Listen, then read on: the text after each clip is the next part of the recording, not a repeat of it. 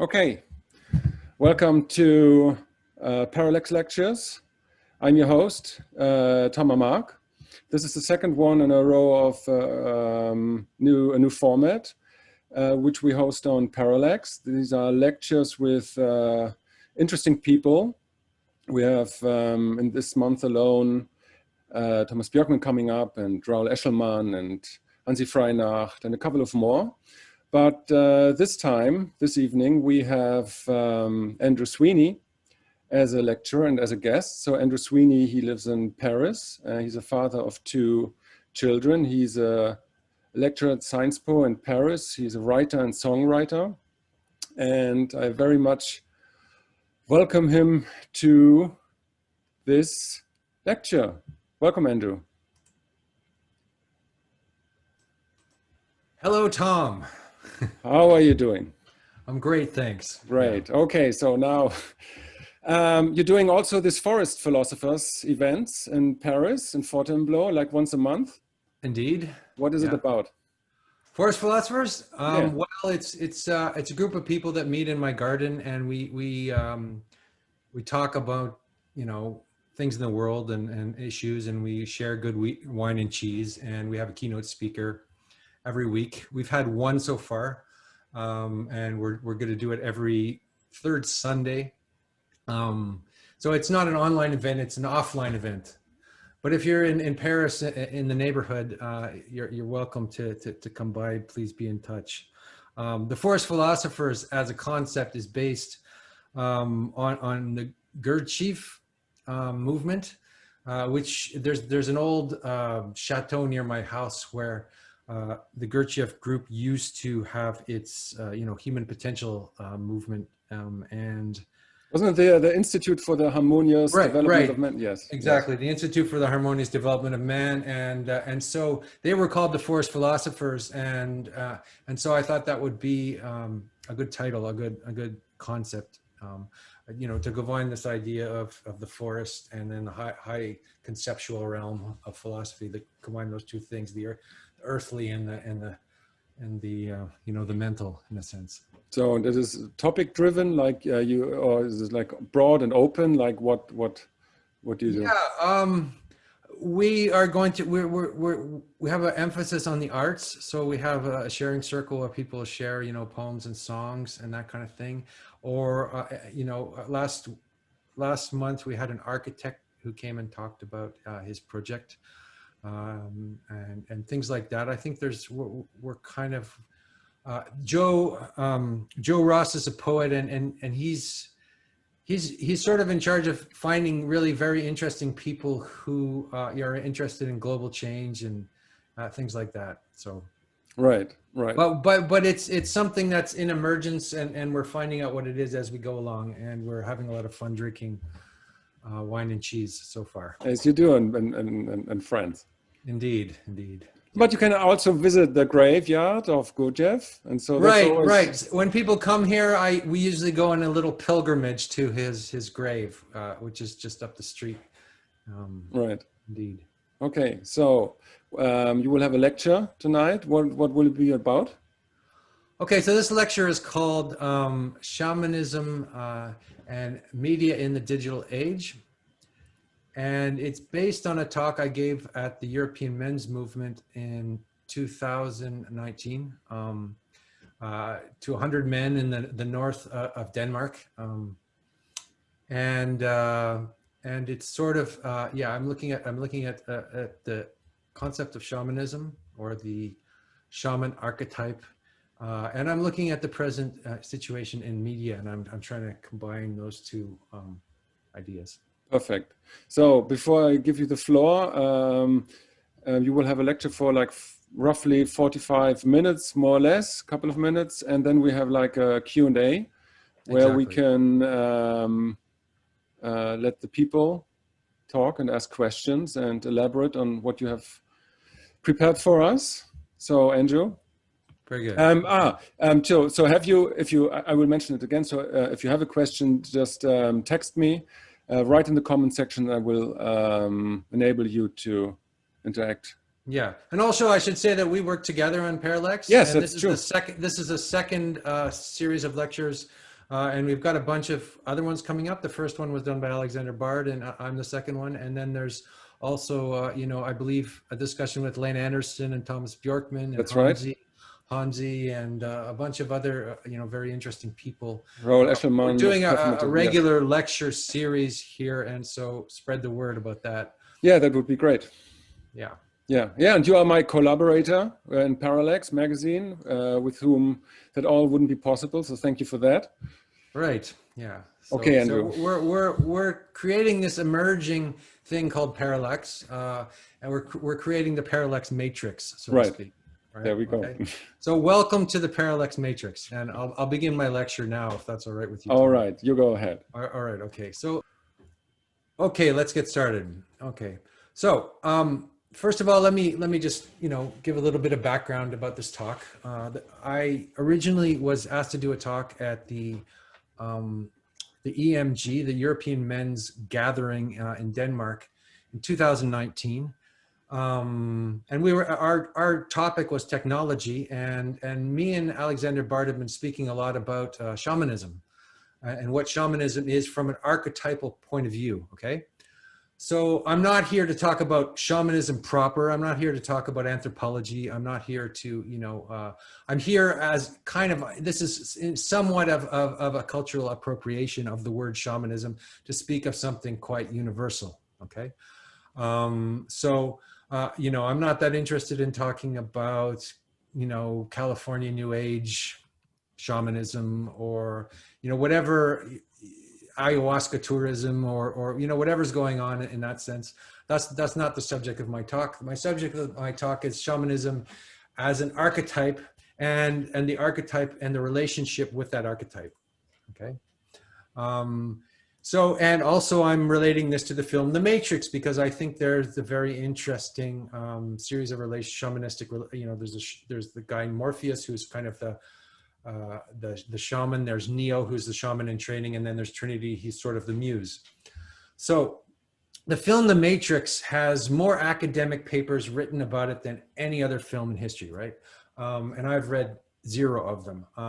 What I'm trying to share today is my experience and my ideas, and some of the conversations I've been having with people like Alexander Bard and John Vervaeke. And in the media section, I'll be drawing heavily on an article by Jordan Hall called Understanding the Blue Church.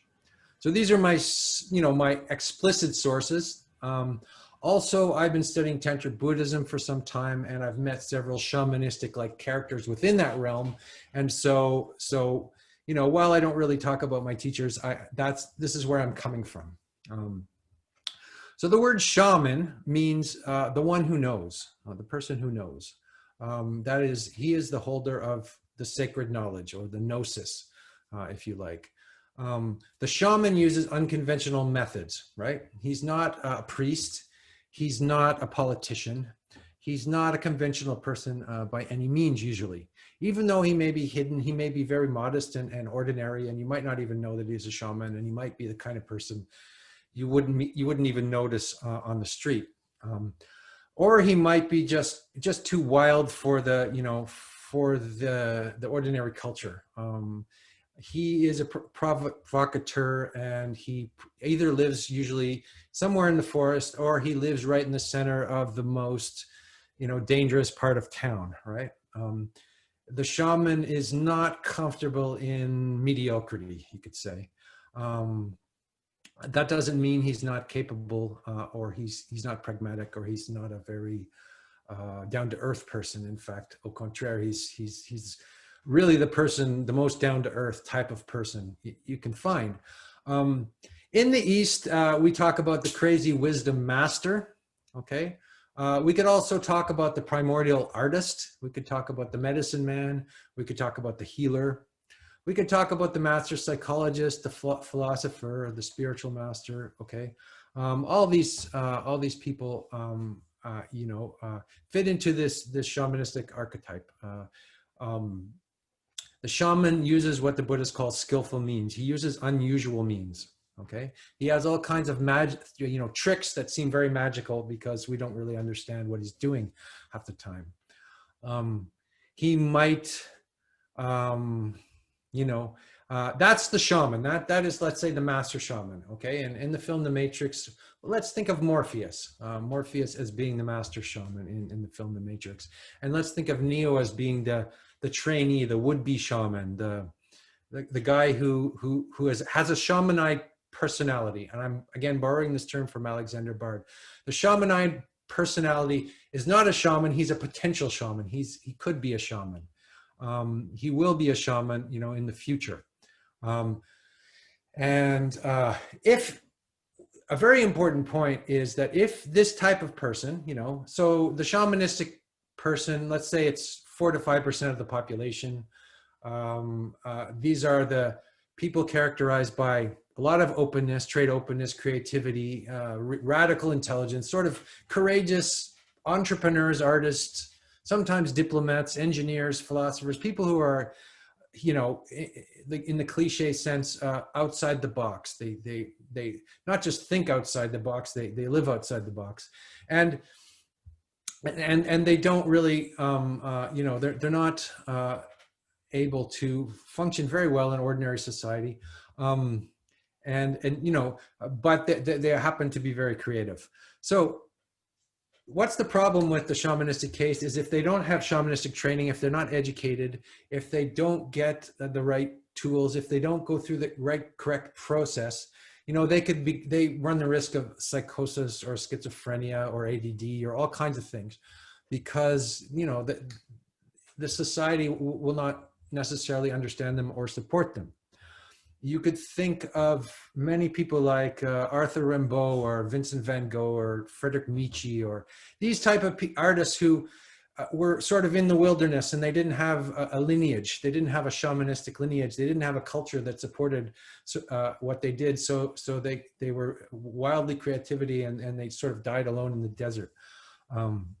This is a very important thing, is like, well, what do we do with these kind of people, and how do we help them, and how do we nourish this shamanic quality that they might have, and also how do we find their teachers? How do we, let's say we are in this 4 to 5% of the population, you know, we're a little weird, and we don't have a teacher. You know, how do we find our teacher? Where do we start? So where do we start? We start with a muse. You need a muse, okay? And the muse is the one that leads you to the master shaman. So Trinity is the muse in the film. She leads Neo to see this guy named Morpheus, right? Who knows what the Matrix is. So Neo is this kind of, you know, he's this kind of angry adolescent, and he barely leaves his room, and he spends all the time on the computer. He's kind of a keyboard social justice warrior or something, and he's hacking into this thing, and he keeps finding this thing called the Matrix in the film. And so eventually he meets this girl, right, named Trinity. Her name's very interesting, Trinity. Why is she Trinity? Well, in this film there is a trinity of characters, and they're the main you know, movement of the film. So Morpheus is the father, Neo is the son, and Trinity is the Holy Ghost, right? In Hebrew, Holy Ghost is feminine. Okay, so the feminine muse is the one that wakes Neo up out of his disgusting bachelor apartment and gets him into the world, into the real world. Gets him, you know, beginning the adventure of life, right? And how does he get out of bed? How does he get out of his computer? How does he stop being a keyboard warrior? He has a desire. He has a longing. He wants to know what the Matrix is. And he wants to know who Morpheus is. So he's looking for a teacher, and he's looking for the answer to this like Gorgon knot of existence, to suffering, to his own suffering, and the suffering he sees in the world, and the narrowness of his environment, and all those things. So what I would like to do, I hope this works, I'd like to share just this famous clip from the first Matrix movie, which is like 3 or 4 minutes long, and I've taught it many times, and it blows me away because there's so much in this clip, and you've all seen it. It's the famous pill scene, probably. I mean, you've probably all seen it. But I just like to show it to you to remind you of you know, the density of the ideas, you know, here in this film. And by the way, I tried to watch the, you know, there's Matrix 1, and then there's Reloaded, and then there's Revolutions, these films.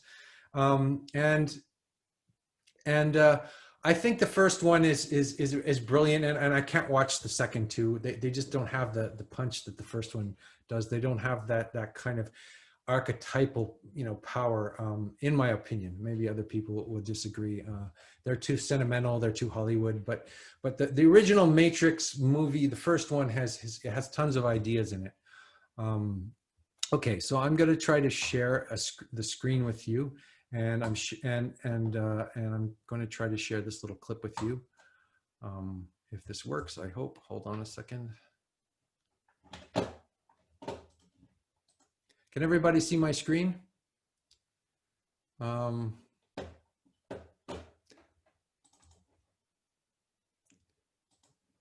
I hope. I know exactly where it ends. Okay, so this is the scene where he is being taken by Trinity, the muse again, who takes him out of his apartment, literally, to see Morpheus, the muse. And there's this beautiful scene where she shows him a street, and you can see the image of the street here. And he's been down this street before. He knows the street, and she tells him, you know, you can go down that street, but she shows him another way, another street, another direction. I'm just going to skip ahead 1 minute here to get to the scene where he meets Morpheus.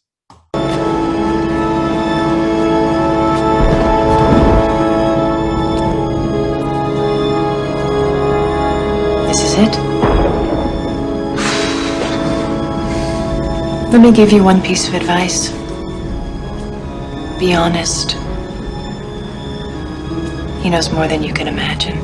Okay, so this is a good advice if you ever happen to meet a shaman, is that he can see right through you, right? He's kind of uncanny in that way. So if you meet a shaman, you have to tell the truth. Otherwise, you know, he'll rip you to pieces in a sense.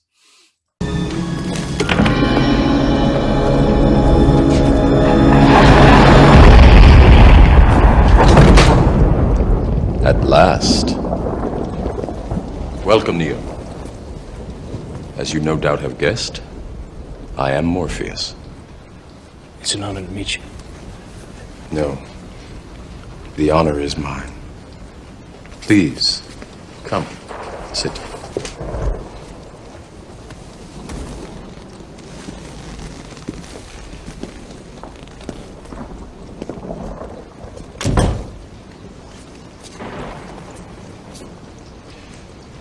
I imagine that right now you're feeling a bit like Alice. Tumbling down the rabbit hole?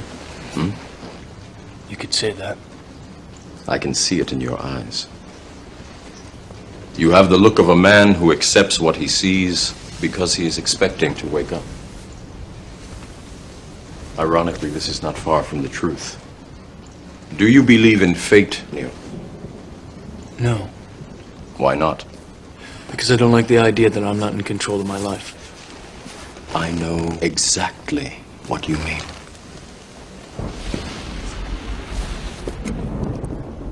Let me tell you why you're here. You're here because you know something. What you know you can't explain, but you feel it. You felt it your entire life. That there's something wrong with the world. You don't know what it is, but it's there. Like a splinter in your mind, driving you mad. Okay, so this is very interesting. So he's had this feeling that there's something wrong with the world, right? This dissatisfaction, what the Buddhists call dukkha, right? This profound, like, feeling that there's something wrong. And that's actually the beginning of the cure, right? That's the beginning of his liberation, right? Is the sense that there's something wrong with the world, right? And then the next part, in the Buddha's Four Noble Truths, the next part is that there's a reason why there's a cause for what's wrong with the world, and the cause of what's wrong with the world is the matrix, right? Okay, it's this world of Maya, this world of illusion, this world that's covering up your eyes that you can't see. And then the third noble truth is there's a way out of the matrix. There is actually a way out of the matrix, even though it would seem that we're completely trapped in this, conditioned reality, like, we're puppets. But there is a way out of the matrix, and then he proceeds to give him the way out of the matrix, right? He begins his journey, out of the matrix, and that's the first, the Buddha's Four Noble Truths, right? In this little scene. It is this feeling that has brought you to me. Do you know what I'm talking about? The Matrix. Do you want to know what it is? The Matrix is everywhere. It is all around us. Even now, in this very room. You can see it when you look out your window or when you turn on your television. You can feel it when you go to work, when you go to church, when you pay your taxes. It is the world that has been pulled over your eyes to blind you from the truth. What truth? That you are a slave, Neo. Like everyone else, you were born into bondage, born into a prison that you cannot smell or taste or touch. A prison for your mind.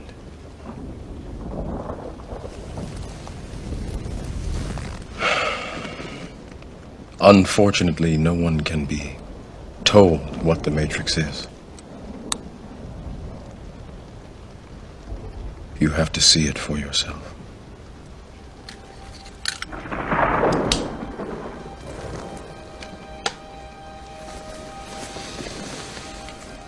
This is your last chance. After this, there is no turning back. You take the blue pill, the story ends. You wake up in your bed and believe whatever you want to believe. You take the red pill, you stay in Wonderland, and I show you how deep the rabbit hole goes.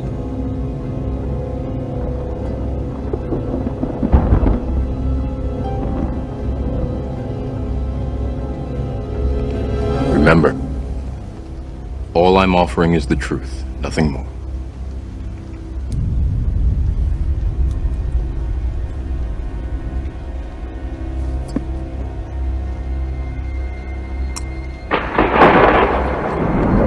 Okay, so that's the famous red pill scene. Second one, and there's a lot there. I mean, on one there's a simple, and there's a very simple thing going on there. It's like it's a choice. It's a choice between staying awake or falling asleep. We make this choice all the time, every day in our lives. We decide whether we're going to read a book of philosophy or we're going to watch Netflix. We decide whether we're going to remain in this sleepy state or we're going to do something challenging and that will wake us up and make us feel alive. It's basically the choice between a life, a conscious life, or a life where we're completely conditioned, where we're just sort of puppets and in a program. So we all have our conditioning, we all have our program that's much deeper than we think. And there are moments of glitches in the matrix when we find little red pills where we can break out of that programmation. So we have, we have these three characters. We have Trinity, who is the muse, in my formulation, who wakes up this longing in Neo. We have Morpheus, who's the master shaman, and then we have Neo, who's the the pilgrim in search of the truth. What is interesting, what you should always remember also, is that the shaman is also in search of the student. So the master is in search of the student, and the student is in search of the master. So they're both searching for each other. Morpheus says he's been searching for Neo his whole life, and because Neo is Neo is the new man. Neo means new man, the savior, the one that's going to, free the world from the matrix. He's the Messiah, you could say. He's the Messiah figure. He's the messianic principle, okay? And the whole film is about testing him, see whether, testing his ego, testing his skills, testing his abilities and strength, etc. I'm still sharing the screen. I want to turn that off. Sorry, everybody. Okay.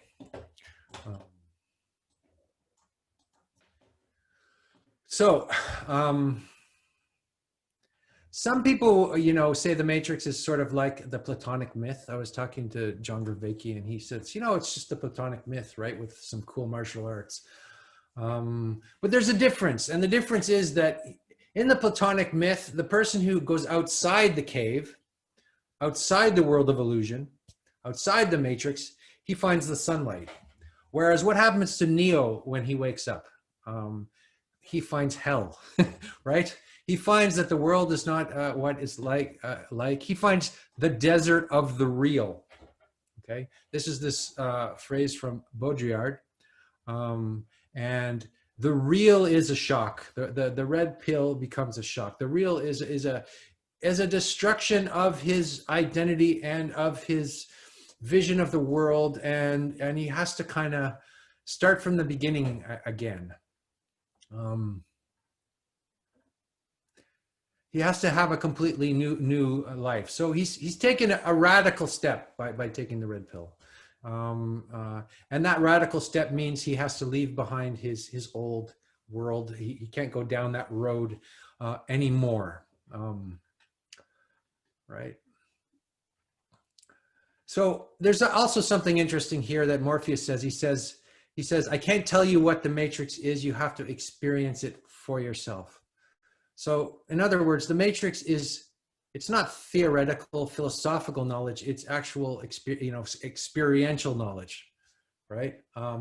You can't know what it is to have sex by watching porn, right? You can't know what it is to, even by reading the Kama Sutra, by studying all the positions. You have to actually do it to know what it is. You have to, dive in this reality. So you can't know what the Matrix is unless you've taken this radical leap. And the radical leap is the acknowledgement of the suffering, realizing that you're living in a dream world. Morpheus tells Neo, you've been living in a dream world, right? And that your life, as it is right now, is not so great. It's like your life kind of sucks. You're living in this gray, narrow world, and there's there's something else. There's more. There's more potential, possibility, etc. Right? But first, this desolation. First, you find out the desert of the real. So Neo discovers, right, that he goes through this, the classical symptoms of mourning. He goes through denial. He says, this can't be happening. This can't be really, this can't be happening to me. When he goes in the Matrix, he finds that he's in the future, right? And that the AI machines have taken over human beings and turned them into living batteries, and that the world has been totally destroyed. And you see this landscape of ruin everywhere. And it's like what happens when you discover that your wife has been sleeping with your best friend for 25 years, or you discover that, California wildfires sweep away your house, or your child dies, or there's a global pandemic, right? You experience a shock of the real, right? And this is what's happening to Neo, the shock of the real, which leads, first of all, to like denial, it's not happening, then depression, right? You can't get out of bed and you just sit there like a zombie for days, watching Netflix. And then you go through the negotiation stage where I say, okay, I've come to terms with this reality and I have to do something. What am I going to do? And then finally you become ready for the path to recovery and empowerment, and you become a badass martial artist, or you clean up your room in the Jordan Peterson formulation, right? So you begin the path to reality, in a sense.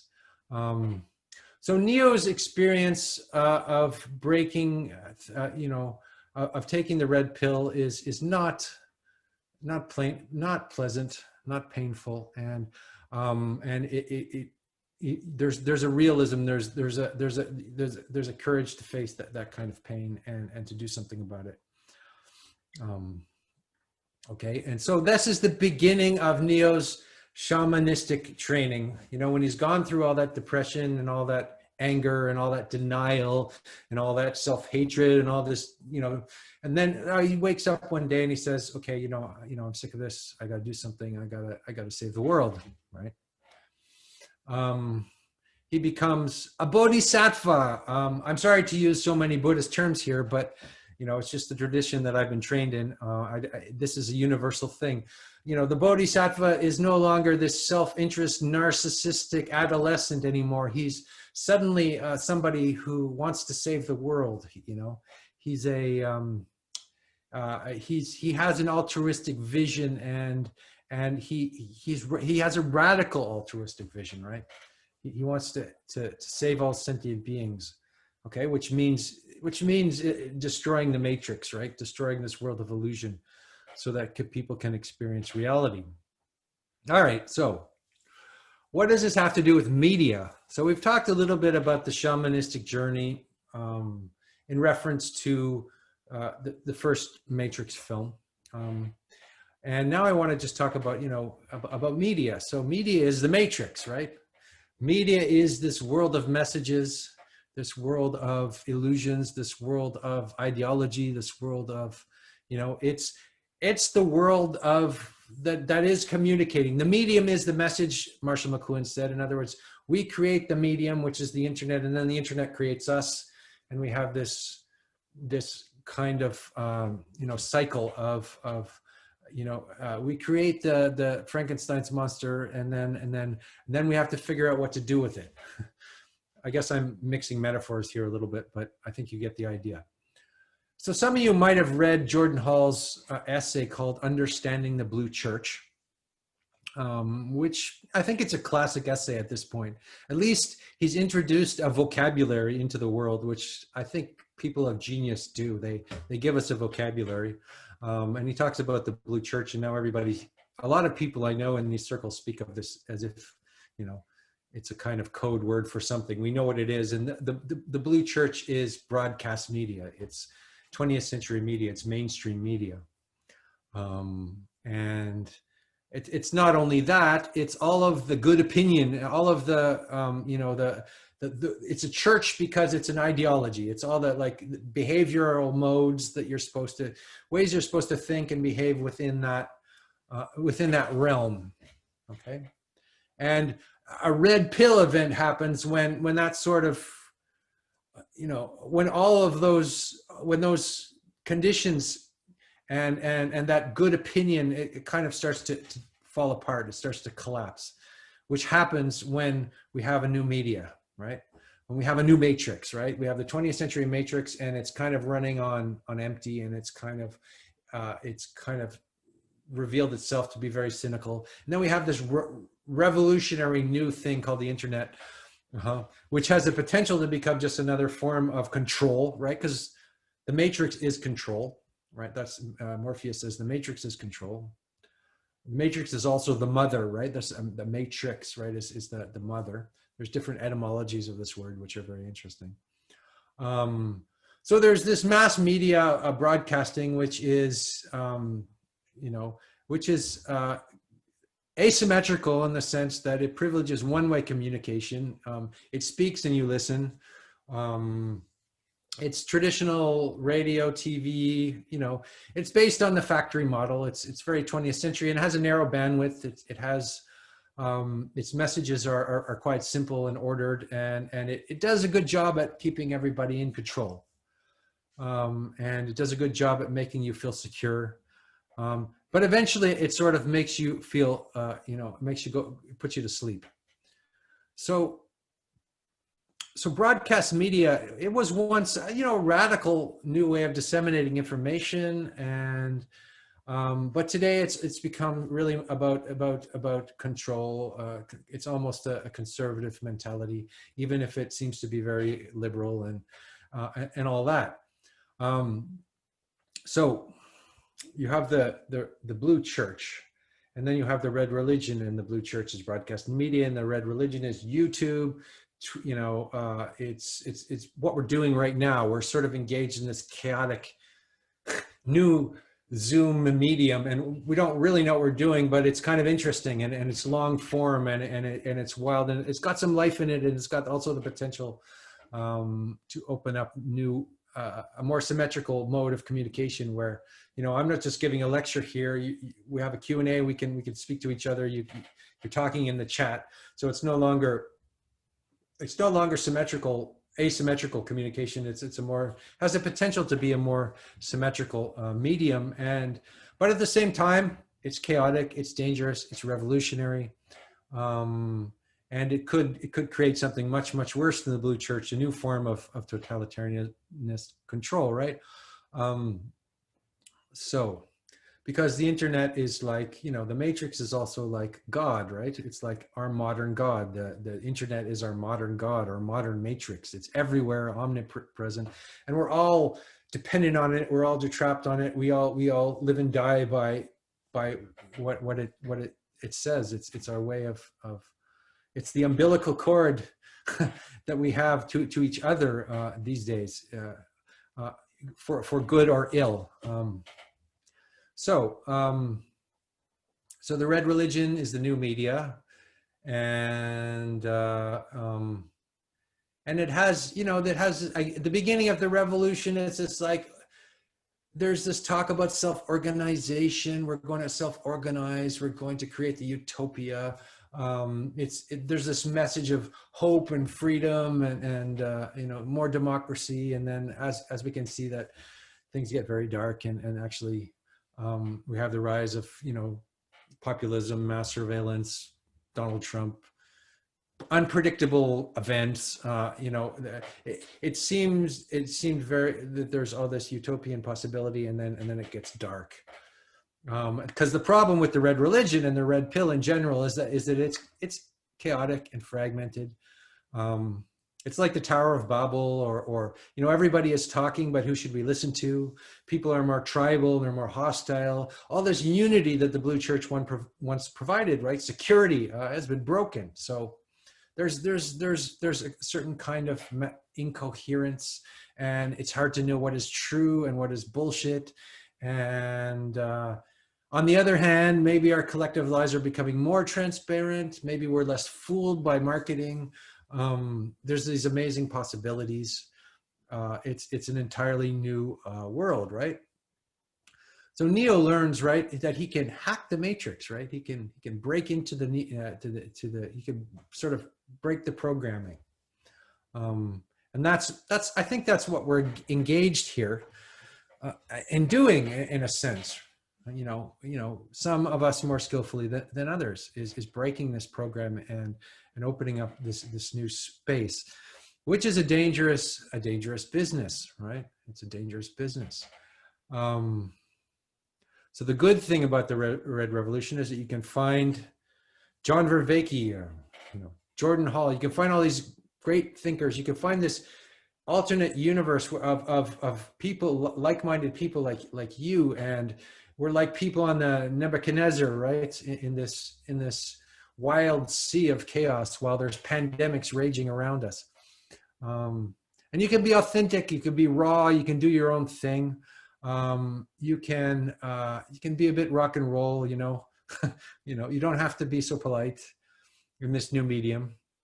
On one hand, there's the cancel cultures, and then on the other hand, there's this, you know, there's this dialectic going on against that. So there's increased conformity, and then you know, this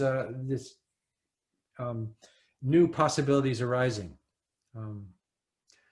So that's the media aspect, and you know, so you know, it's a dangerous space. Okay, it could destroy you, and we're all kind of lost in it to a certain extent. So what do we do? Well, I don't know, but let me just sort of share just a little bit of my personal story, some of my personal story, and where I kind of identify with Neo here. Okay, so 2014, I was an editor at a job, and I didn't like my job very much.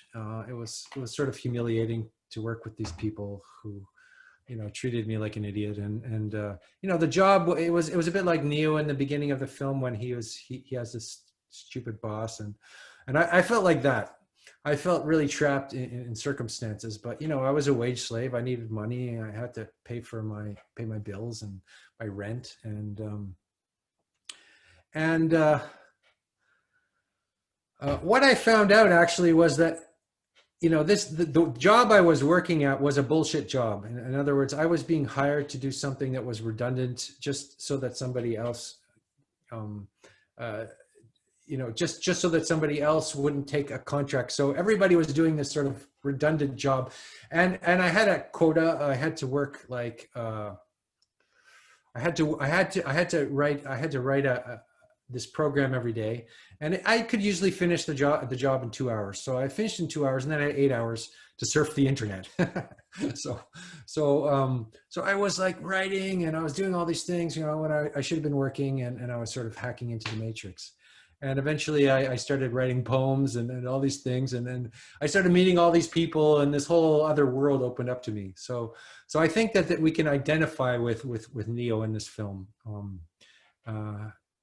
I think we can identify with that, you know, if we're creative types, and if we want to do something new and something interesting that is, you know, not like other people. And there's more to say about that. But let me just, you know, change gears a little bit. I'm jumping around a lot here, but I want to talk about the bear shaman. So, you know, I don't know a lot about original shamanism, but originally shamanism, the word shaman comes from Siberia, and there was something called the bear shaman. So what does the bear shaman do? Okay, the bear shaman leaves the tribe, he goes out into the wilderness, and he studies the bear. Okay, he lives and breathes and is possessed by the bear. He dresses in bear skins. He learns how to move like the bear. He dances like a bear. He almost tries to seduce the bear, and he comes very close to this very dangerous animal, right? Eventually, you know, in the mythology, he gets eaten by the bear, right? He gets swallowed up by the matrix. He gets killed. He gets eaten, right? So this is the shamanistic journey. First, it's a crucifixion. You have to get eaten. You have to be destroyed, so that the new man, the Neo, the new man can arise. So he gets eaten by the bear, and then he gets consumed and digested, and the bear shits him out. And he comes back to his community, and he's an entirely new sort of being at this point. He's become powerful. He's become down to earth. He's become practical. He has a very practical function, and that is to help the tribe hunt the bear so that they have sustenance, so they can eat. So he actually saves the world in a sense. He saves his tribe, you know, and you know, through this very unusual, you know, way of doing that. So this is again what I'm going to, you know, be a little provocative and say this is what we need to do. We need to become possessed by this something terrible, something beautiful, something dangerous. And then we have to go and confront that, and then we have to find the bear, spiritually speaking, or okay. And that this is you know, this means training. This means you have to become both a mystic, and you have to become very, very pragmatic. You have to be an artist, but you also have to be a practical, down-to-earth person. We have to lose our fear. We have to lose our fear of offending the blue church, right? Offending the superego of the civilized world. We have to go a little crazy. We're going to go a little crazy, right? That's what being in a state of spiritual possession is about. We go nuts. We're never going to survive unless we go crazy. That's a line from some song from the 90s. I think it was Seal. Anyway, we have to go crazy. We have to get eaten by the bear. We have to, you know,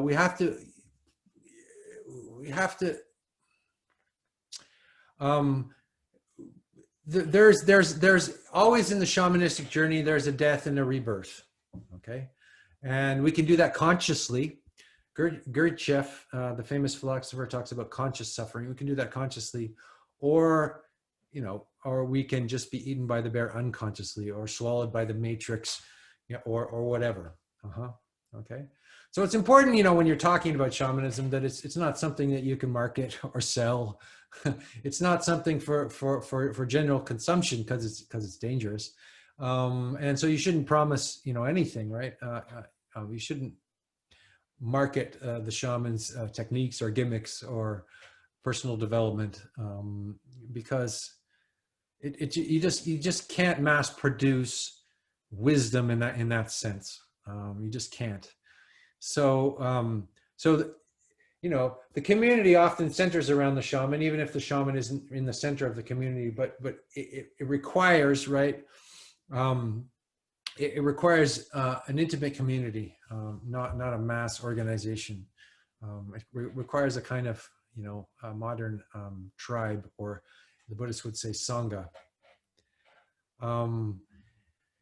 So the thing is that you have to do it not for money, but for love, in the etymological sense, right? Amateur means to love. You do it for love, so it's a passion project. So if you follow the advice of the shaman, you will get eaten by the bear. So, it's like what Morpheus is saying. Do you really want to know what the matrix is? Do we really want to know how much truth can we handle? And do we really want to know the truth? Do we really want to, swallow the red pill? Because first of all, it's hard to find a real shaman. And most of those people who call themselves shaman are fakes, I would say. Avoid anybody who uses the label shaman. Stay the hell away from me, because I've had the gumption to talk about shamanism. Who the hell am I to talk about shamanism?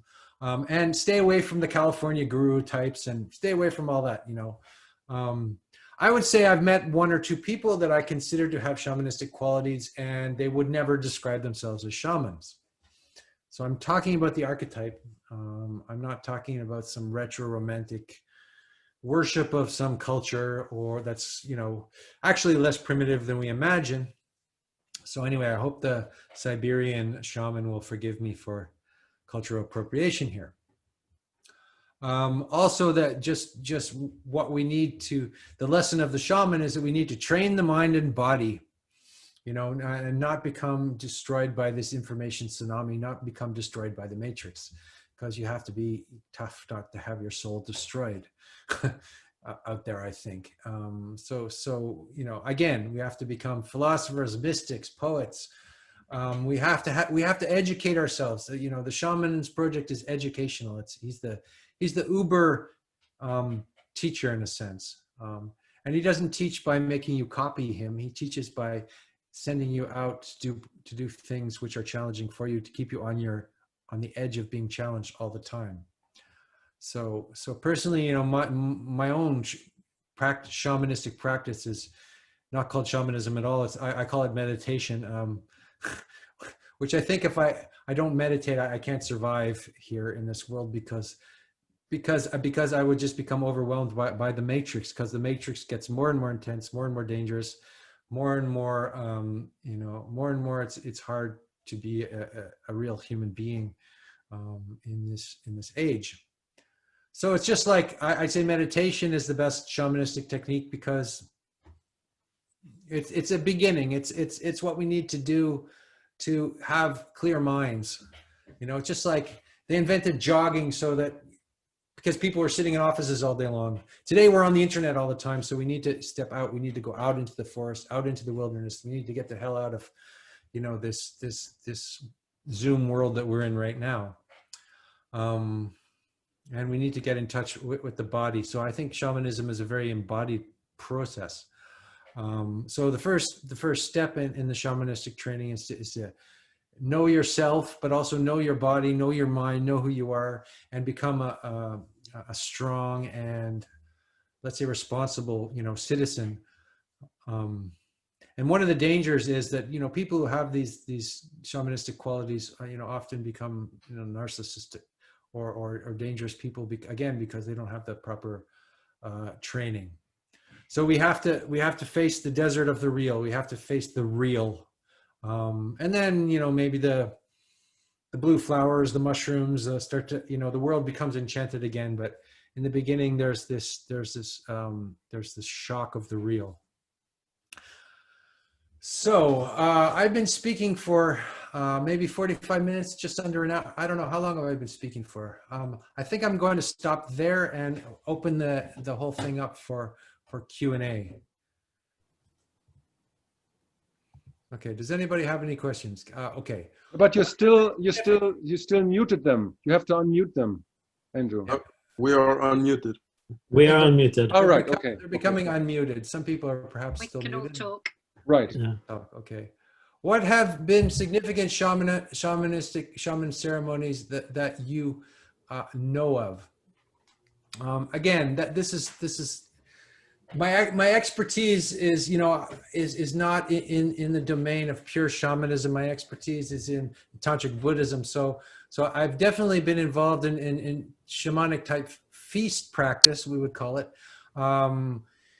And so that's what I know about. And I've been to a couple smokes house ceremonies in Canada, but I'm not an expert on indigenous shamanism, and I don't really have answers to those type of questions. So I apologize for that. I'm talking about the archetype of the shaman here and the shamanoid personality, rather than the details of shamanic ceremony.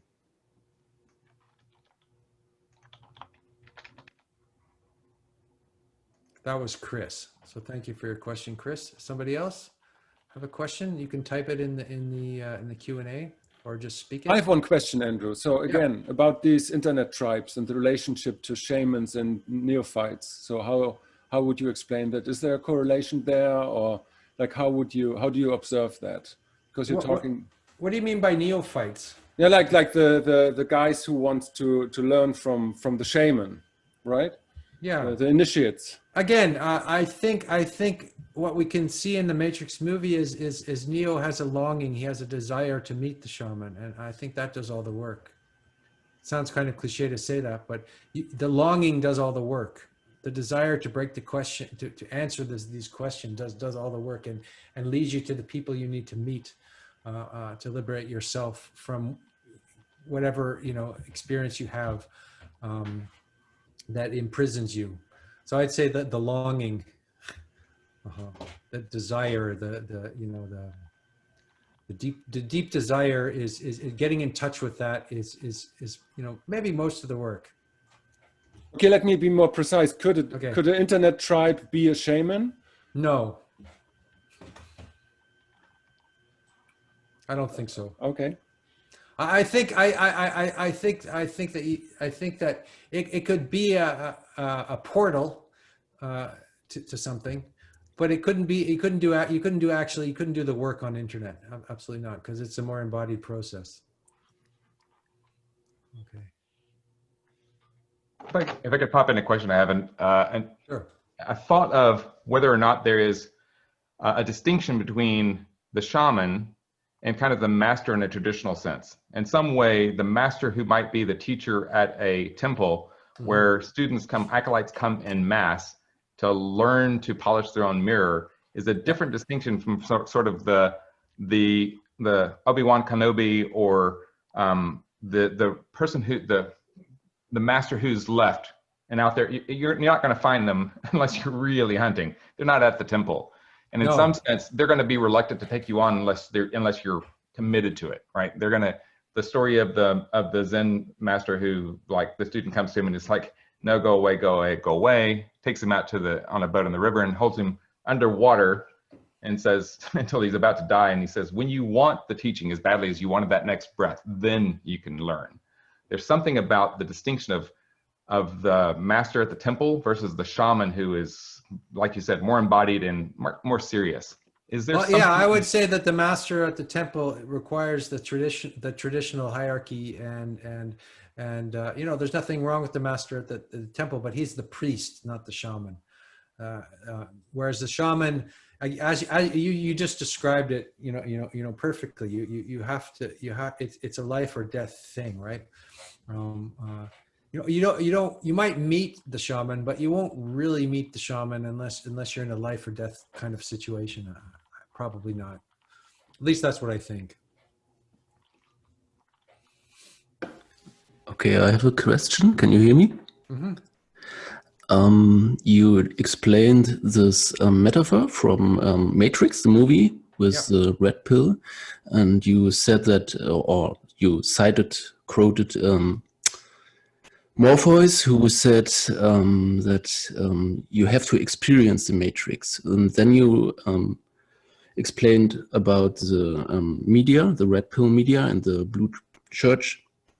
Do you see a new quality here in terms of experience in this metaphor? In the media landscape?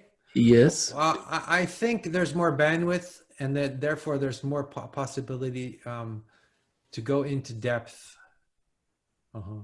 on certain subjects, and that it might be intellectual. It might be merely intellectual, like because I think the shamanism stage is kind of beyond the intellectual learning at some point. Like, but it doesn't mean that it's but you don't have this rich sort of possibility, and then yeah. I mean, I don't know. It's a good question. What can because for me, like I think the internet and all the stuff that people do on the internet, it's a giant chaotic monster, that eats you up, that can swallow your soul or something like that, and so that whatever you can do to become a warrior or a fighter or in that world, otherwise you can't survive there. You just get swallowed up. Do you also think about transhumanist ideas, like, I don't know, this Musk, how is it called, Neuralink or something like that, in a shaman way, or that you get new qualities? Yeah. I think that the shamanic space is a transcendental space, probably. And you might, I mean, if you look at the image I told you about, the shaman and the bear, right, where he has to go in and face the bear and become the bear, and I guess that's he's transcending his mere humanism and moving into the animal realm, in order to get powers from the animal realm. So that's kind of an archaic example. But if you could think of the internet as a bear or something, is that you can go in there and get swallowed up and get powers, and then get out of it again and go back to your community with whatever sort of magical or mystical powers you might have picked up. I have a question. Mm-hmm. So I was inspired when you said, a lot of things that you talked about, but when you said, I can't survive without meditating. Mm-hmm. And I came to a point, I'm working with putting all different types of groups into digitalization for empowerment. But sometimes I come to a point with this, of course, the physical realm and all this. I won't say I'm a shaman or whatever, but this is what I need to live. But I came to a point this summer when I was like, I need my own oxygen mask. Like they say on a plane, put it on first and then on your kids or whoever you want to. Because without oxygen, you won't be of any help, right? Mm-hmm. So I was thinking about the thing that you said, well, without meditation, I can't survive. And I think that also brings you out of the ego, right? If you meditate, you go deeper into... Yeah. I think the shamanistic journey is all about an ego death of some sort. I don't know if you can get there through meditation, but at least meditation will open up a space where you might know what to do. Or you would have more skill about what to do, because you're not completely overwhelmed by, you know, by all this information, from external information coming in, also by your subconscious mind flooding your mind. So you have to step back and be able to see that, and you have to get to know your mind on some level, and find that how infinite your mind actually is, and rest in that and be very still with that. Otherwise, I just think there's too much. There's too much distraction in this world, is that you tend to get so easily diverted from what really is important, or what really matters, or what is really meaningful. So I don't know if meditation is like, I think it's a first step, and it's also like it's a first step is just being able to observe the most fundamental thing, and that is what's happening in your experience, in your body, I think. And then probably the ego death, and this experience is it's not something that you can kind of provoke, but you might get little clues here and there.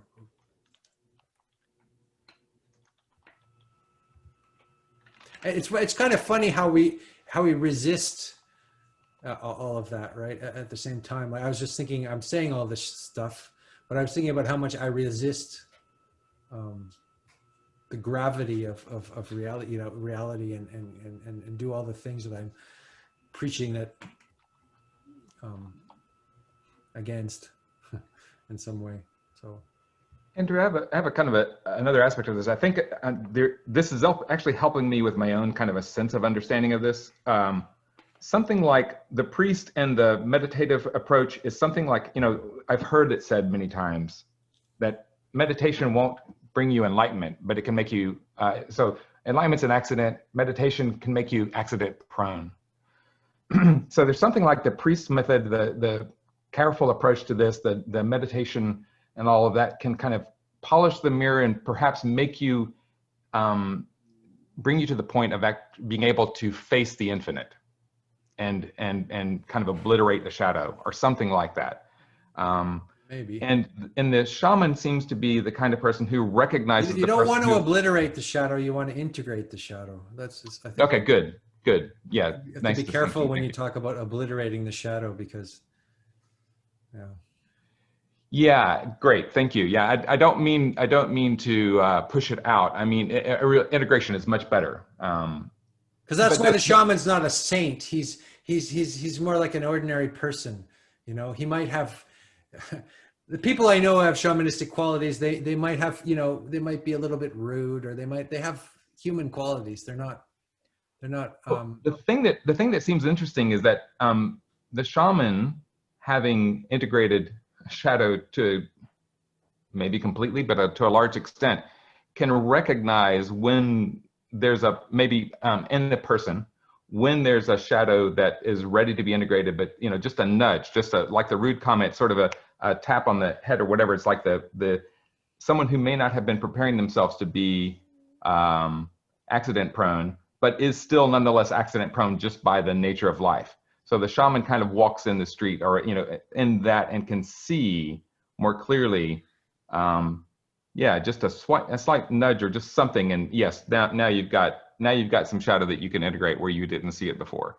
And I'm kind of curious. I mean, there does seem to be something like, at this point in time, more people are accident prone without actually having engaged in any practice, just because of the intensity of life circumstances are pushing us to the point of, if we don't start integrating shadow, then the shadow will consume us. Does that fit? Well, maybe it's like the 1960s when the entire young population of America took LSD, and the internet is LSD, right? And that's what's happening to people. So yeah, everything, all kinds of craziness comes to the surface.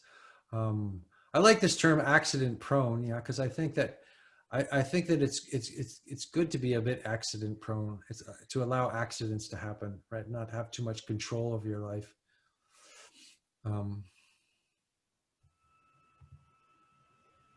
If I may jump in with a text question here. Sure. Why does your description of a contemporary shamanic journey look remarkably like your own chosen spiritual practice? What if shamanism required of you a radically different path or practice? Could be. Could be. I'm trying to express. I tried to. I said at the beginning that I'm not talking about pure shamanism. I'm not talking about shamanistic traditions because I think they're rich and varied. I think they're incredibly rich and varied in shamanistic traditions, and I wouldn't dare to talk about any other kind of experience except for my own. So when it comes, at least when it comes to shamanism. So on one hand, I'm being very universal. I'm talking about the archetype of shamanism, because I think we can recognize this crazy wisdom character, and even in pop culture, right? In Neo and stuff. And on the other hand, I'm trying only to speak from my own experience and and relationships with people who I consider to be shamanic in style.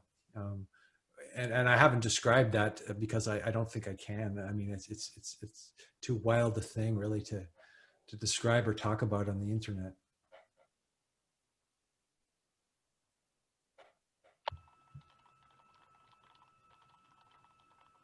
There's two things. This is not really a question, Andrew, but maybe something will come up for you. But there's two things that you said which have reminded me very much of reading Castaneda's accounts of his time with Don Juan, with Don Juan, and what you said about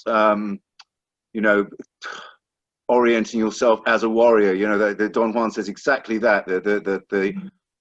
Only as a warrior can you withstand the path of knowledge, because every act must be performed absolutely as though it is your last on this earth. That only in that sort of frame of mind, or frame of being, I should say, do you bring the necessary power to your act as a shaman. The other thing was the sort of transcendental nature of the shamanistic experience, because in one of their dialogues, he explains to him that you have your everyday world. You assemble your everyday world. This is what you're habituated to doing. What I've been trying to do with you is to give you experience of the sorcerer's interpretation of the world, so that you can assemble that version of the world. But the real goal is the space between those interpretations. That's the real goal. Yeah, in the liminal space, like the shaman lives in the liminal space, right? And you'll never understand what he's really about, but he's giving you a kind of a gift for you to work with and figure out, and then to assimilate with whatever shamanistic qualities you might have or might have and be able to develop in the future. Because most of us are not at that level of absolute devotion and warriorship that being a master shaman would be. Most of us have this as an ideal or as an image, a direction we want to go in, and we're in this in-between world, but we have to be very humble and think of ourselves as students. I think the danger, maybe I didn't express it very well, but the danger of the California guru shaman thing is that people take these powers and use them in a form of manipulation, to manipulate people and that kind of thing. I think that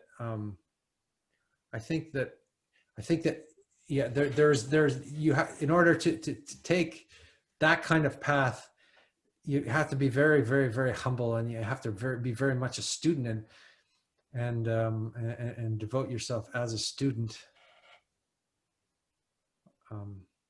So, I think your point that anyone who calls themselves a shaman, absolutely for certain, yeah, stay the hell away from them. And yeah.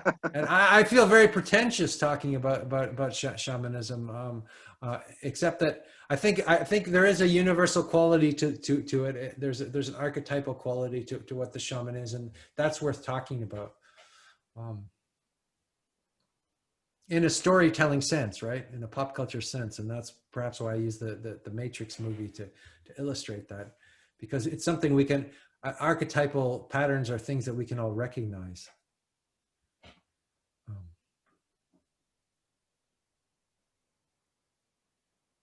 Or we could even say that they lead, you know, I mean, because,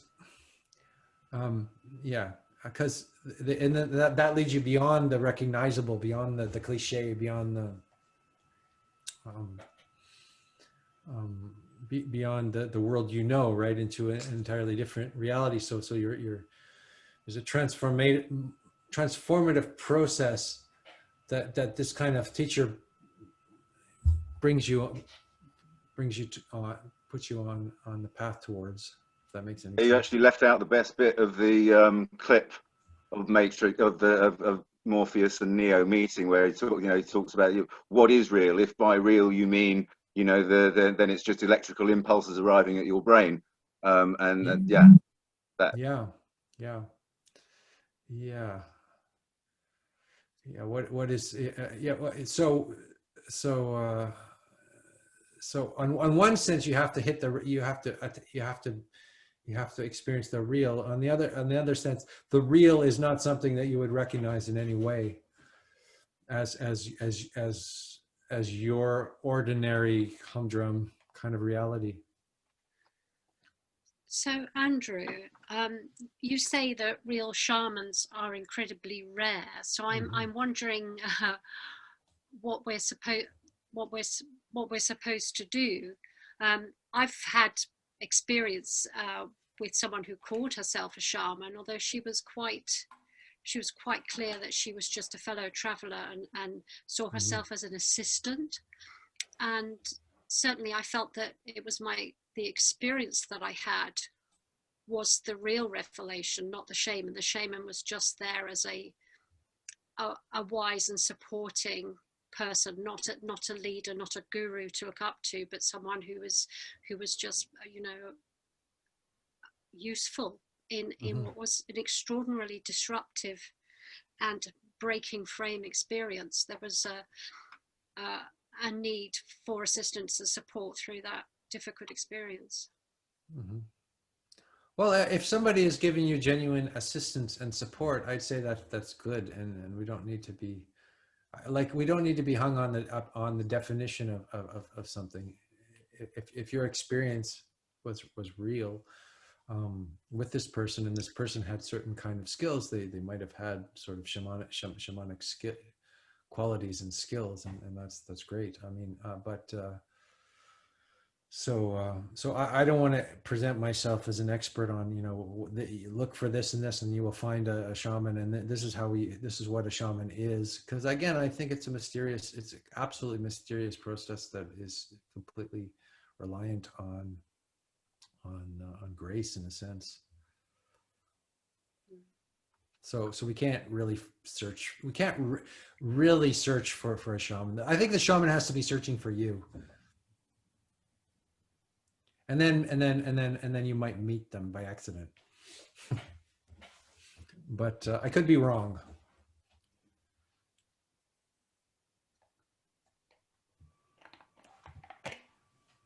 So I could throw in another written question. When we have so many disappointments and betrayals by shaman gurus, is there a new, better shaman tribe relationship? Is there a better shaman tribe relationship? Yes. I don't know. Like, it's funny that I don't know. I have no idea, really. I really don't know. So I could pretend that I know and pretend to give an answer about that, but how would I know? I mean, any more than you. I mean, I get the sense that okay, it's the idea of the shamanistic personality is interesting. That's an interesting that there maybe 4 to 5% of the population has this kind of quality of being shamanistic types of humans. And so how do we cultivate, how do they cultivate that? My answer would be that you have to have good teachers. You have to have, so if you try to go out and cultivate it on your own, you're just going to get lost. That's my sense, you know, but I mean, and there are exceptions. Probably there's a few people who sort of, you know, can figure it out on their own, but that's pretty, I think that's pretty rare. So you have, again, in the film The Matrix, Neo, he's going to stay in the Matrix unless the crisis inside of him becomes so extreme that he has to, it's a life and death thing. He has to find out what the Matrix is. Like, he has to want to know what reality is.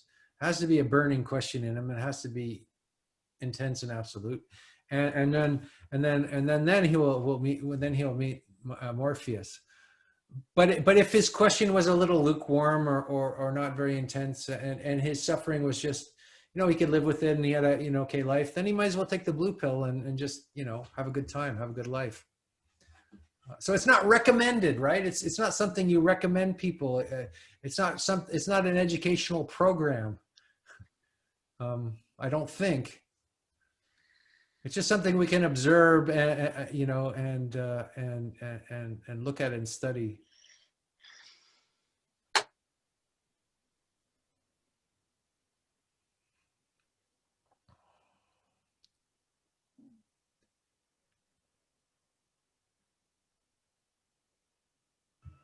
Okay, another question.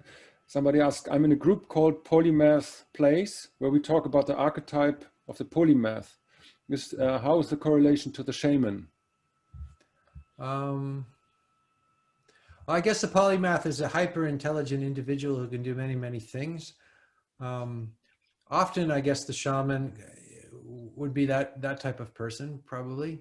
But he might be a complete, you know, might have like a very low IQ. He might be sort of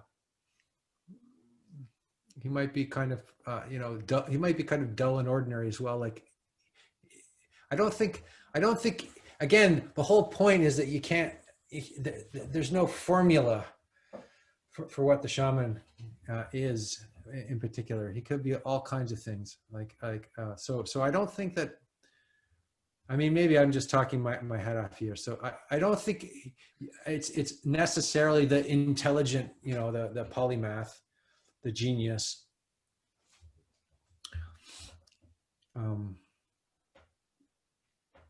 But it could be. Does that make any sense? I feel like I've answered your question poorly. I apologize, but No, that makes like a little sense at least. So that at least there is some at least there is some correlation of people like actually trying to get as much experience and knowledge about the world and how things works. I think so, but I don't know how much. Mm-hmm. Yeah, I would probably say that a shaman maybe needs to work on different levels of reality.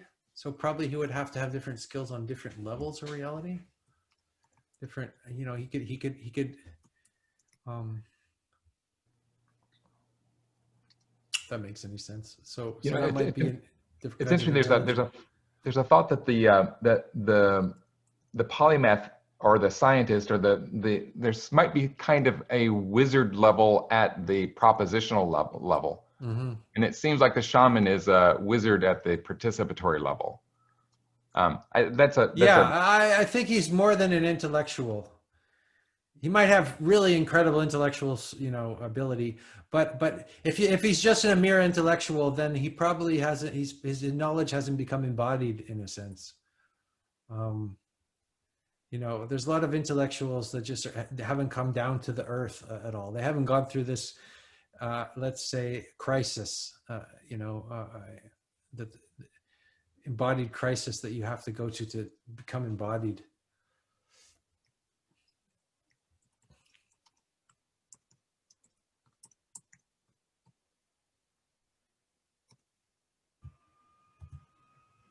But Jen says, I would think the polymath is an intellectual rather than the shaman who is participatory. Yeah, yeah, I agree. I agree with that.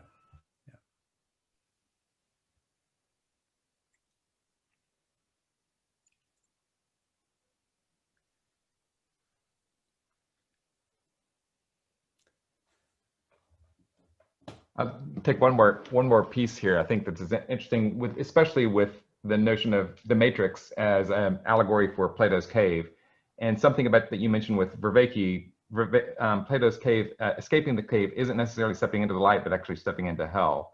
Yeah. And there's something that I've had a sense of Plato's cave as a good allegory as well for what happens basically in a neuron. A neuron is sitting, trying to perceive reality. And at the point that something breaks down, it must step out of the cave, fire, but like the warrior, be willing to die, right? To explode all knowledge and open oneself to a complete new present moment reality. Mm-hmm. But that firing that happens over and over again is a kind of a thing that one must be willing to do. So in a way, what it ties back to a comment that I made earlier, that we don't stop being a copper top. The neuron is a copper top. It has a potential that's stored, waiting for the moment when it votes yes to something and gives its life fully to the moment, to illuminate the moment from some new perspective. Mm-hmm. Yeah.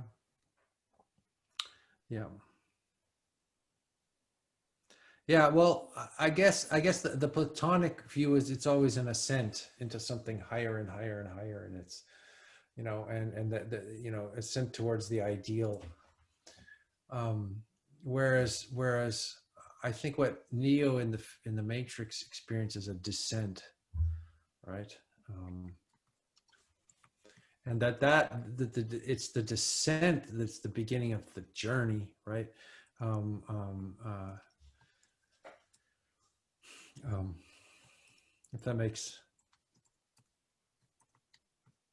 If that rings true.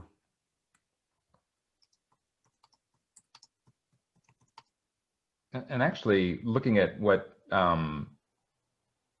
Jamie Wheel has kind of illuminated in Stealing Fire with the flow genome, it actually is a kind of a sine wave. There is a hill climb and a descent that is the flow process, but then there's kind of a dark night of the soul, which is the integration, which comes back. So what I think I was saying before about the sense that people's life circumstance may have already put them in the point of the tipping point of stepping into a flow state, and the shaman can kind of detect, oh yeah, you're just at the edge of a flow state. All you need is a nudge in this direction. Cool, you're now in the flow state.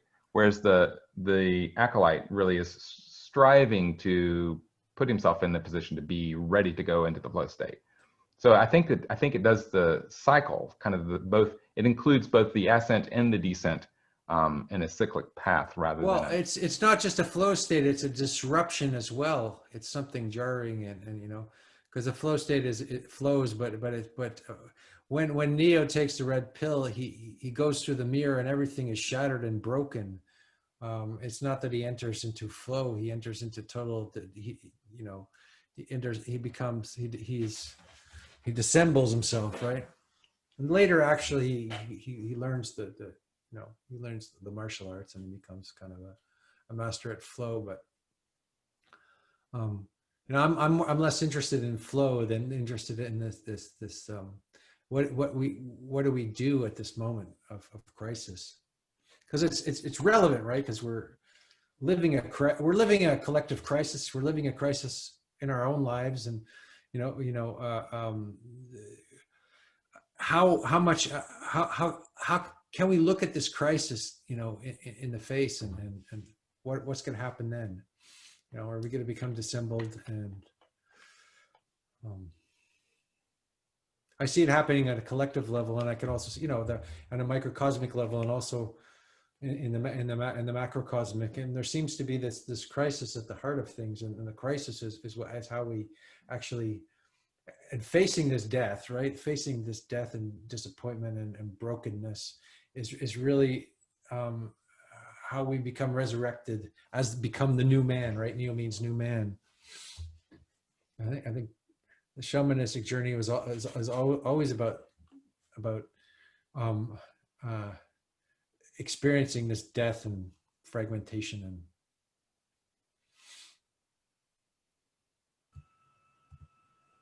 so there's an interesting question. You mentioned Nietzsche.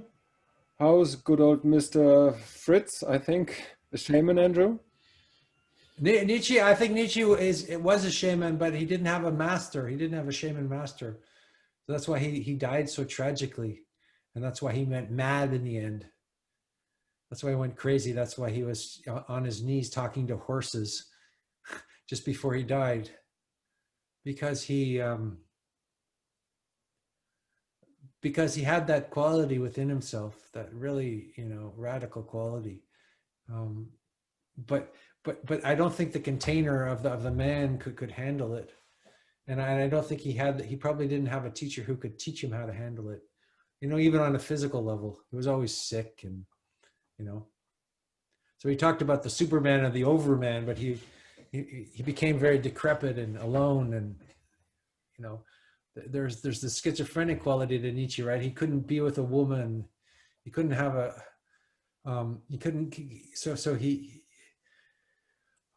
but again, one of the most brilliant minds of our time, and that's the tragic thing, is when there's no context for such a person to fully develop into. And I think this is interesting, actually, in terms of the West, because we always have these people who die young in the West because they don't have, like, even the Christian. Jesus died very young, right? He didn't. Maybe Jesus needed I don't know. Maybe the crucifixion. Maybe Jesus would have had a full life if he had been able to meet a master shaman. I don't know. That's a wild conjecture. Please forgive me. I'm fond of making wild conjectures. But the question is, I've read that somewhere that the theory floating around that good old Fritz was self-transformative in terms of Keegan's model of development. And so if that would be true, how would you relate? Fritz, hold on, Fritz? Friedrich Nietzsche. Fritz, oh, you call him Fritz. Uh-huh. He was what? So say that again, I didn't well, self-transformative in terms of this developmental stage model of Robert Keegan, right? And so, like, is there, or do you see a relationship between shamans and stages of development?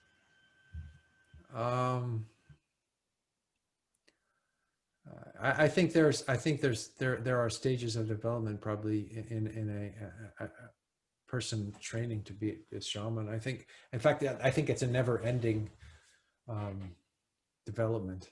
I don't think there's an end point to the process of developing. And maybe a shaman is somewhere like a shaman. It's a very primordial thing, and there were shamans in early societies. But I wonder if shaman is a very advanced form of development as well, which we'll see more and more in the future.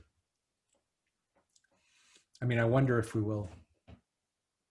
But again, people have to have intrinsic qualities which match their intellect and knowledge, and wisdom. So there has to be people like that.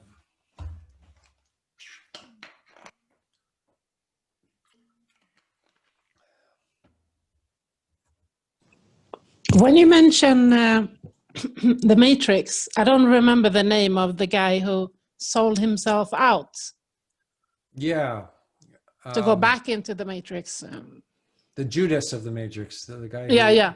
He was eating steak with the robot overlords, and he betrayed his friends. Yeah. Mm-hmm. Mm-hmm. He betrayed his friends for an illusion, right? Yes. He preferred the comfortable illusion to the painful and difficult quest, right? Cipher, they say, yeah. Yeah, cipher, exactly. So it's easy to say, oh, I will never be that. I'm so enlightened. I've come so far. Yeah. But it is so easy to see something as an epiphany. I don't know how to pronounce it. Yeah. Like someone said, how would you know if it's real? If this is... So well, I think we're all the people in the Matrix. We're not just like, part of us is Neo, and part of us is Trinity. Yeah. Part of us is Cypher, and part of us is you know, the robot. Right? Part of us is very mechanical. So we have all these sub-personalities and potentials in us. That's another interesting thing about the shaman, because the shaman is not really an individual. He's very much an individual, but he's not an individual. He embodies all of the sub-personalities, I think. You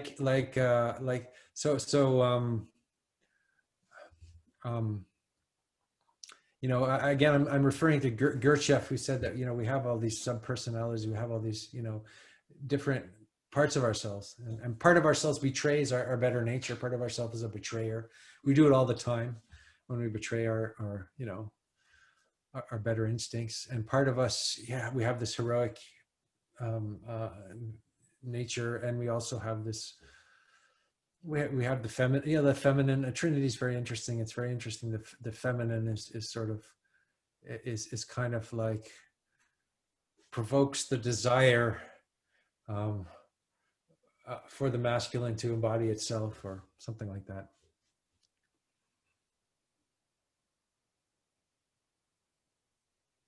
Trinity inspires Neo and leads him to Morpheus.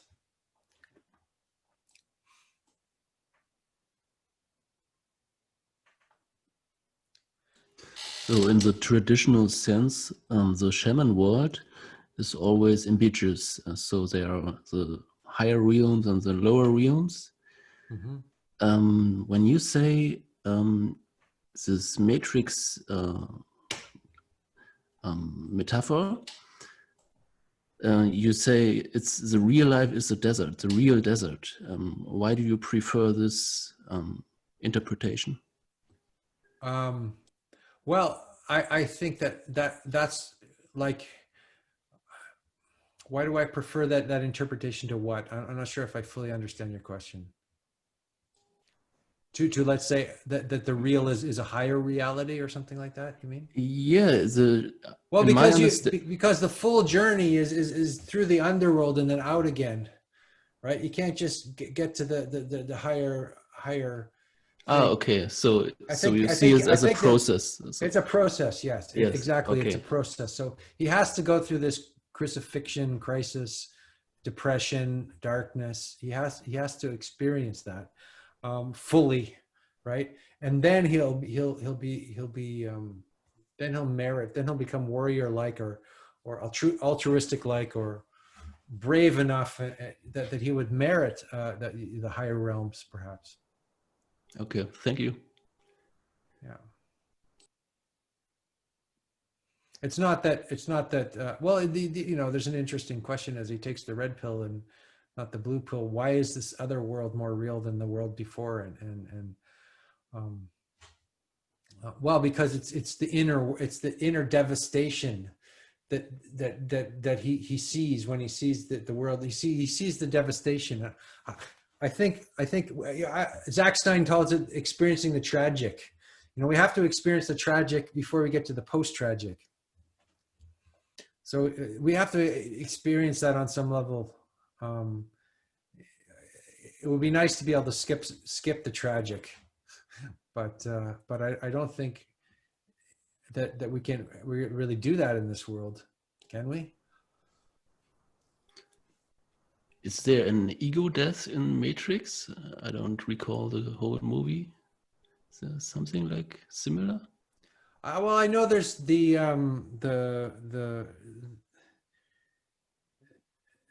there's a sense that what's her name, the Oracle tells Neo, you're not the one, right? He can't have an ego about being a shaman. Oh, right, yeah. You're not the one, and he thinks he's, you know, because Morpheus is telling him the one, and then the Oracle's telling him he's not the one. So perhaps the danger would be to have a messiah complex. You know, he's the guy who's going to save the world. I sometimes wonder if Jordan Peterson had a bit of a messiah complex.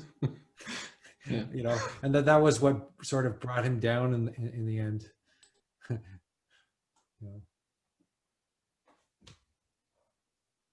Andrew, I have a Hey question. Thomas, hey man. Hello. Yeah, nice talk. How are you? Thank you. I'm good. The Matrix, isn't that a bit of a Hindu movie? Hindu movie? Yeah. The Matrix is the world of Maya or illusion or whatever. Because I mean, I agree with Vervaeke. He said that it was Platonist, right? Because there's this discovery of the reality that is underlying conventional reality. Now that's a Hindu idea. The Buddhists, they would rather see it as understanding that samsara and nirvana are the same. Or one. Yeah. So what's your take on that? Well, I tried to watch the second and the third movie because I think it resolves in the third movie on some level, but I couldn't stand the second and third movie. Like they were just so terrible. Like the acting was so terrible that I couldn't get through the second and third movie to find out that if they actually get to this, like I guess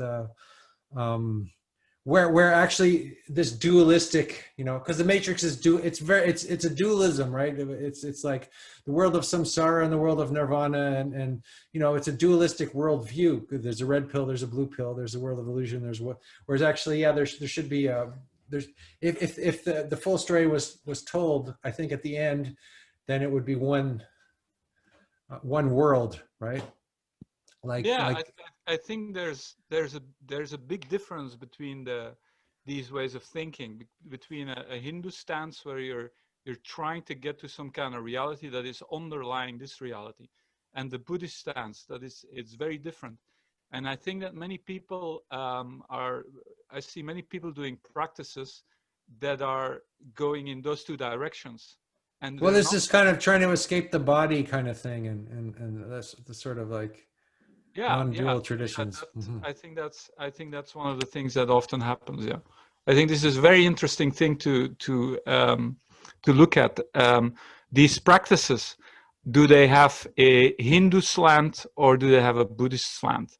And you can't really combine them. Yeah. Well, just in terms of the film, I thought it's interesting that when he takes the red pill again, he doesn't find the truth of the world. The truth of the world is suffering. So that's very Buddhistic, right? This dissatisfaction. The truth of the world is not a Platonic world of ideals.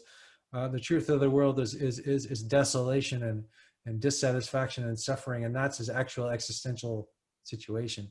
So that's very sutric and very Buddhist and very and all that is very Buddhist, yeah. But yeah, I agree. If the Matrix, you know, this world of illusion. Okay, well, there might be an argument for taking the blue pill as well, right? There's a red pill and the blue pill. The red pill is the truth, and the blue pill is the lie, right? But you know, the blue pill would be working on the reality, your reality, the reality that presents itself for you, rather than trying to become this revolutionary person and break out of that reality. So sometimes I was like, think that it's this dichotomous view of the film, but I don't know if it resolves itself in the later series. Does anybody know? Sorry, Thomas, go ahead. A Buddhist would just take both pills? Yeah, right. Exactly. You would just attack Morpheus and then, you know, try to get both of the pills and then swallow them before he can stop you. Something like that. Perhaps, yeah. And maybe he would recognize that the Morpheus was playing a little bit of a trick on him. Or, I don't know. Yeah, I see what you mean. But there is, like, you know, there's this sort of interesting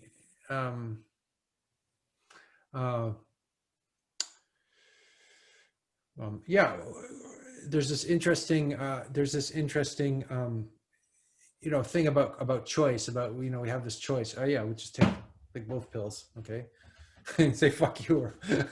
But usually we'll choose one path or the other. And maybe the best thing, right, would be to refuse to take the pills, to take both pills and say, you know, both pills are bullshit. There's just this. That would be probably more Buddhistic.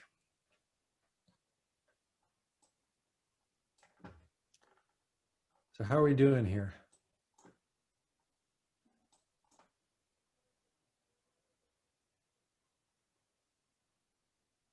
How can we create tantric possibility during COVID isolation? Chris, are you still with us? I've got some questions from Chris on the Q&A.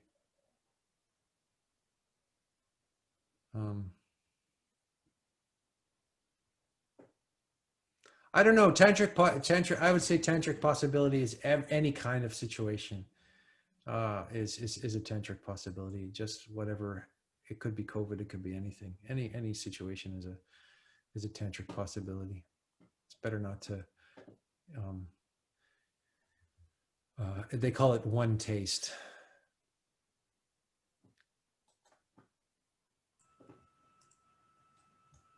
Andrew? Yep. I think it's a good time to close this now. Sure. We nearly did 2 hours, and I think you did a great job. Thank you for that. Thank you very much. Yeah. Hope we will do that again someday soon. That was fun. I'm sorry about the technical problems at the beginning. We're getting better at that, and I hope we can resolve that in the future. And no, we will, in any case. So there will be a couple of lectures coming up from Thomas Björkman and Raoul Eshelman about performatism, and Daniel Goertz, aka Hansi Freinacht, will come. All this in October. So check out our site, and please feel welcome to join in again. Thank you that you all were here and were participating on this lecture. I wish you all a very good night and hope to see you again. Thank you. Thanks for hanging out. It was fun.